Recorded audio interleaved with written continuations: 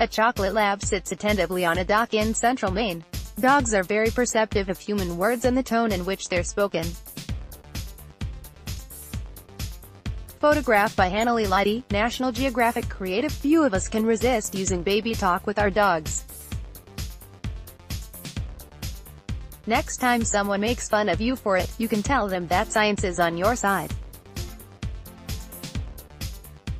Commonplace among languages around the world, baby talk involves speaking to infants in a high-pitched, exaggerated way.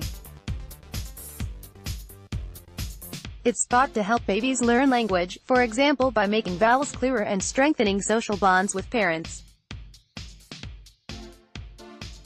Apes do it too, but dogs aren't going to learn to speak, so does it make a difference when we talk that way to them? That's the question posed by a study published this month in the journal Animal Cognition. In the study, scientists asked two people to sit with speakers in their laps that played recordings of their own voices.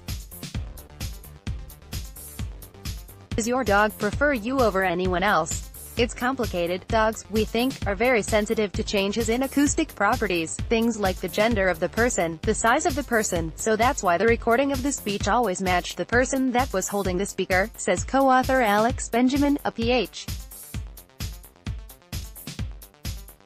candidate at the UK's University of York.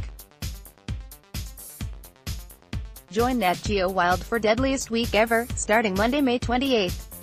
Benjamin and colleagues then recruited 37 pet dogs from York, England.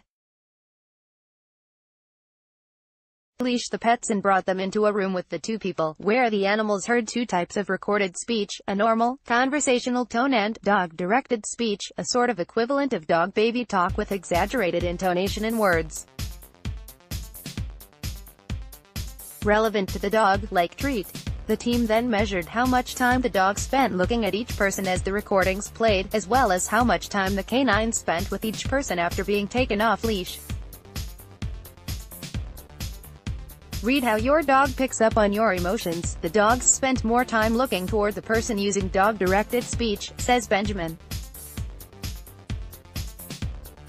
And they chose on average to spend more time with the person who had recently been producing this sort of speech register.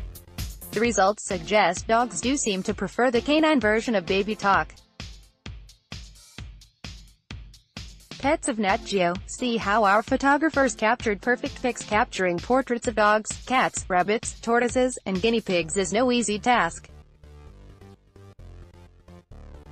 In this behind-the-scenes video, see some of the tricks, funny moments, and unpredictability involved in photographing some of our employees' best friends. But why do we have the impulse to talk to them like babies? Interestingly, we don't. See our favorite dog pictures. Previous research has found that baby talk and dog talk are slightly different. For example, dog talk doesn't have vowel exaggeration. This makes sense, since we don't expect dogs to learn to say vowels.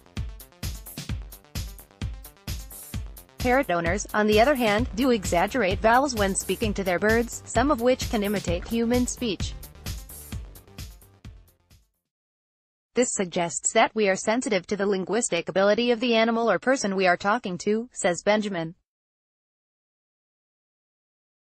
And it's largely unconscious. People don't realize they are doing anything different. To test whether the study dogs were just getting excited by words that they knew, like walk or treat, the scientists also played recordings with mismatched content and intonation. For instance, the canines heard phrases like, "I went to the cinema last night," but said in the dog voice, or, "Oh, you're such a good dog, do you want to go for a walk," said in a flat, boring voice. Read more about why dogs are so friendly. The dogs didn't show preference for either type of mismatched speech, suggesting the results of the first experiment weren't due just to familiar words or tone, but something about the combination of the two. Perhaps dogs use the intonation to initially attend to the speech, and then recognize whether the words you are using are related to them or not, says Benjamin. She adds more research is needed to see whether this preference is innate or learned, or some combination of the two. It could be that they respond more to this type of speech when you use it with them as a puppy, so they almost train you to keep using this kind of speech, she says. Juan Uriadrica, a linguist at the University of Maryland, College Park, notes that research on interactions with other animals tells us as much about ourselves as it does about them. Learn how dogs are even more like us than we thought. It would be interesting to test whether hormones like oxytocin, which facilitates contact in mammals of the same species, may be involved in the processing of baby talk and dog talk respectively, he says by email.